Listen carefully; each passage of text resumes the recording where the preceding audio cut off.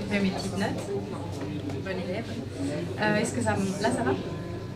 Vous entendez bien? Dites oui, s'il vous plaît. Ah, d'accord, ok. Alors, du coup, je m'appelle Mathilde. Je suis ravie de parler en public. C'est pas vrai en fait. Je déteste parler en public, mais je vous explique ça pour que vous compreniez en fait que je fonctionne au challenge. Et là, cette année, ça fera 10 ans que j'ai créé mon entreprise, donc en communication visuelle. Je suis sortie des cours et en fait, je me suis mise à mon compte parce que j'ai eu une expérience un peu bof en stage et en entreprise. Assez négative avec un chef d'entreprise sexiste et assez désagréable. Du coup, j'ai pas eu envie de continuer. Je me suis dit, moi, je ne travaillerai pas pour quelqu'un. J'arriverai pas à 9h et je repartirai pas à 18h. C'est pas possible. Du coup, j'ai un grand garçon de 7 ans et un de 16 mois maintenant. Et donc, l'idée, c'était un peu d'expliquer ce par quoi j'étais passée en tant que chef d'entreprise, même si je suis seule, c'est quand même chef d'entreprise, on a tous les inconvénients qui vont avec.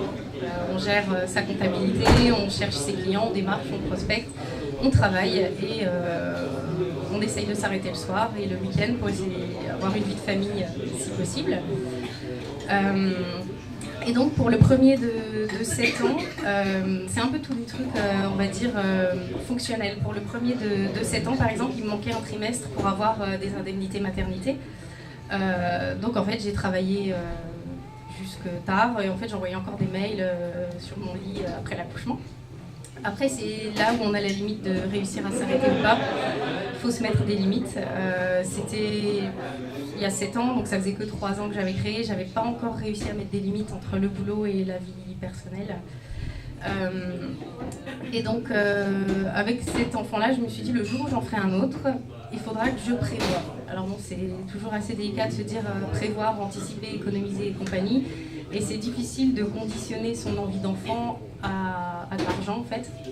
Et de se dire que si on n'a pas assez d'argent, on ne peut pas en faire parce qu'on ne pourra pas l'élever, quoi. Enfin, lui payer un minimum de choses. Donc, je me suis arrangée pour avoir tous les trimestres qu'il fallait. J'ai appelé, c'est bizarre de se dire ça, hein, mais j'ai bien appelé la Sécu et tout pour être sûre que je pourrais avoir des indemnités et compagnie. Et ces indemnités, en fait, c'est 40% de mes revenus. Donc, en gros, j'ai perdu 60% de mes revenus. Voilà. Après, comme on paye en N-1, je ne sais pas si vous êtes entrepreneur, c'est comme les impôts, en fait. Du coup, ouais.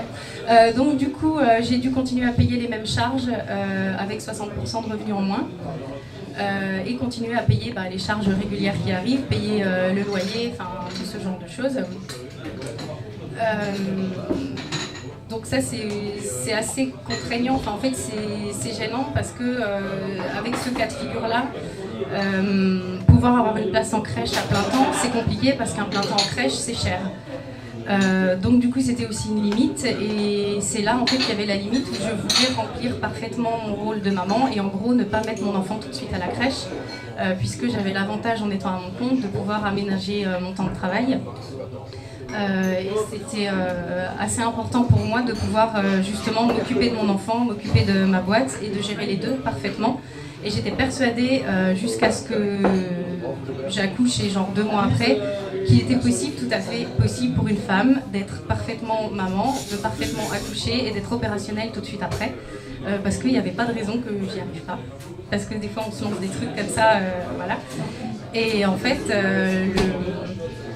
c'est un peu plus tard, je crois, c'est 5 mois plus tard, où là je me suis rendu compte que c'était pas possible et pour moi c'était un échec. Et je me suis dit pourquoi j'ai pas réussi à m'occuper de mon enfant exactement comme je veux et pourquoi ma boîte, parce que j'ai eu des problèmes en fait, sachant que jusqu'à la fin de la grossesse j'allais encore à des entretiens, des rendez-vous, je prospectais. Même si légalement on est obligé d'arrêter de travailler, hein, voilà. Mais un entrepreneur qui arrête de travailler, il n'a plus de clients quand il revient, c'est évident. J'ai repris rapidement, autant que possible. Mon mari gardait le petit dès que j'allais en rendez-vous, ce genre de choses. Mais malgré tous mes efforts, ça n'a pas marché. Donc du coup, je me suis dit, qu'est-ce que j'ai pu mal faire? Pourquoi est-ce que ça marche pas? Pourquoi est-ce que malgré tous mes efforts, pourquoi tout le boulot que je fais le soir, pourquoi ça va pas? Et c'est seulement avec le recul après que j'ai pu me dire, bon ben ok, pour ma boîte, ça n'a pas super marché, je sais pas pourquoi ça n'a pas marché, je sais pas ce que j'ai mal fait, mais mon bébé il va bien. Et en fait je me suis rattachée à ça, je me suis dit bon bah au moins j'ai pas tout raté, je m'occupe bien de lui. Quand je l'ai mis à la crèche, il allait que 2 jours et demi par semaine à la crèche, donc ça voulait dire qu'en gros il fallait que je fasse mon chiffre d'affaires d'avant avec 2 jours et demi par semaine. En gros c'est impossible, en fait je me suis mis des... En fait je voulais tout, et je voulais tout faire bien, et résultat des comptes, j'ai tout fait mal. Et donc le temps que je m'en rende compte, parce qu'après on a eu... aux 2 mois du petit, on a eu un peu des soucis de santé avec lui, donc après, si ma boîte, c'était plus trop mon souci principal, on va dire que c'était passé au second plan. Donc ça, c'était à peu près en octobre. Et en avril, quand tout est rentré dans l'ordre, en fait, on attendait des résultats importants de santé, tout était bon, et là, je me suis dit, c'est bon, le bébé va bien, j'ai bien fait jusque-là, bah, faut bosser, quoi. Et je me suis dit, ben, je vais tout reprendre de zéro. Enfin, je recommence, sachant que j'étais aussi passée dans une phase où je m'en voulais beaucoup d'imposer à ma famille de rester indépendant, alors que j'aurais pu aller bosser. Enfin, bosser, salarié. Parce que je travaille aussi en indépendant. Mais je m'étais dit, est-ce que c'est pas un choix égoïste de vouloir rester freelance, alors que je pourrais très bien aller chercher un boulot et bosser à des heures régulières avec un salaire fixe qui tombe tous les mois, sachant que mon mari assumait seul les charges de la famille en fait. Donc je lui en ai parlé, il m'a dit essaye peut-être de trouver, donc bon j'ai quand même cherché du boulot, j'ai cherché au McDo, ça j'ai déjà fait en fait, je suis super performante au McDo et ça me gêne pas plus que ça, je me suis dit McDo c'est cool. J'ai essayé supermarché, Ikea aussi, mais en fait c'était tout négatif. Je pense qu'ils ne voulaient pas de moi, je me suis dit bon ben tant pis. J'avais eu des offres pour du plein temps, mais sans crèche à plein temps, bah, je ne peux pas répondre à un job à plein temps. Voilà. Après si je veux une crèche à plein temps, il faut que je l'ai d'avance, il faut que je puisse payer le premier mois, en fait c'était en boucle. Il y avait toujours un truc qui faisait que je ne pouvais pas aller de l'avant. Donc je me suis dit, si personne ne peut m'aider, puisqu'en gros, même les gens à qui je demandais du boulot ne m'en donnaient pas. Je me suis dit, il va falloir que je m'aide toute seule et que je sais pas, mais il faut faire quelque chose. Je me suis dit, je ne peux pas rester comme ça. Donc là, c'était à peu près en avril-mai. Je me suis dit, on va reprendre dans l'ordre. Je vais déjà revoir toute ma com. Est-ce que les clients que j'ai sont exactement ceux que je veux? Est-ce que j'en veux d'autres? Qu'est-ce que j'aimerais faire? Qu'est-ce que j'ai pas encore fait, mais que je serais capable de faire et auquel j'ai pas pensé? Du coup, je me suis vraiment fait une liste de choses dans lesquelles j'étais à l'aise et des autres dans lesquelles j'étais pas spécialement bonne.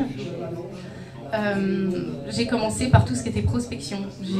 Je prospecte pas parce que je déteste ça. Et en fait, j'attends que ça vienne tout seul. Donc, ouais, j'attends. Et j'aime bien, non, j'attends. Et du coup, je me suis dit, je vais déjà faire une formation en prospection. Même si j'avais pas du tout envie de la faire, je me suis vraiment fait violence pour aller la faire. Et j'ai passé 2 jours vraiment hallucinants où j'étais vraiment triste que ça finisse. Et je me suis dit, en fait, c'est génial. Et j'ai mis en pratique ce qu'il m'a dit. Et franchement, j'ai signé plus de clients. Il m'a dit, au début, je n'osais pas trop y aller. Il m'a dit, je t'assure que si tu viens, tu signes du monde. J'étais un peu perplexe, je me dis, il essaye de me vendre son truc et tout. Mais franchement, ça a fonctionné. Et je me suis fait une liste des choses qui me plairaient en fait. Et en fait, j'avais envie de donner des cours à des enfants, des cours de dessin. Je m'étais dit aussi qu'en 10 ans, j'avais quand même pas mal de recul sur tout ce qui était communication et que ça pouvait servir dans des écoles pour des adultes aussi, enfin des grands. Et j'avais envie aussi de faire des ateliers pour apprendre aux gens ce qu'en gros on apprend par expérience et qui pourrait être utile aux gens pour qu'ils ne soient pas obligés d'attendre 10 ans pour savoir ça en fait. Je m'étais dit tout ça, j'aimerais bien pouvoir le faire, donc du coup je me suis bougée en fait. J'ai pris mon mail, j'ai écrit à toutes les mairies autour de chez moi. J'ai écrit à toutes les écoles autour de Strasbourg. En fait, j'essaie aussi de trouver proche parce que j'essaie de rentabiliser mon temps de distance pour aller chercher le grand, le petit, le machin, et en gros pas me créer des situations qui m'empêchent de travailler de manière optimale. En fait, je m'étais dit en septembre, il faut qu'en septembre, ce soit réglé et que ça reparte. Donc, on était là à peu près en avril. J'ai contacté toutes ces personnes-là et en fait, j'ai eu des entretiens avec tous ceux que j'ai contactés. Donc déjà, c'est plutôt positif, c'est qu'ils étaient déjà prêts au moins à en discuter. Et donc, j'ai contacté 4 mairies et en fait, maintenant, je donne des cours dans 3 écoles sur les 4. Ensuite, j'ai contacté 2 écoles et maintenant je donne des cours dans une des écoles. Les formations, les ateliers, j'en ai fait plusieurs et j'en fais plusieurs.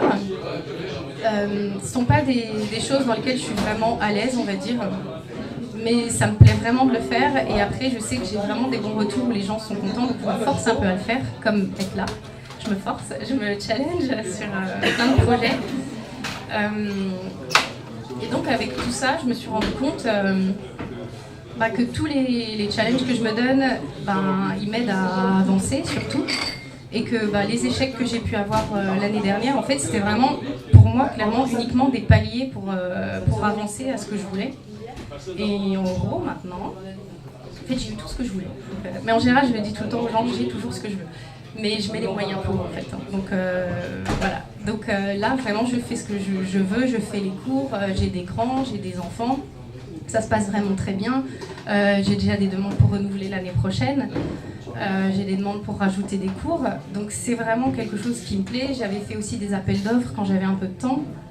J'ai remporté des appels d'offres en communication qui me garantissent encore du travail pour l'année à venir.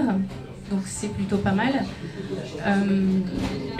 Là, ça repart. Après, c'est vrai que par rapport au niveau du salaire en moins, c'était un peu compliqué. Donc j'ai dû étaler tout l'argent que je devais de l'année d'avant, j'ai demandé des délais. Et en gros, de mai 2016 à juin 2017, en fait, j'avais des crédits surtout.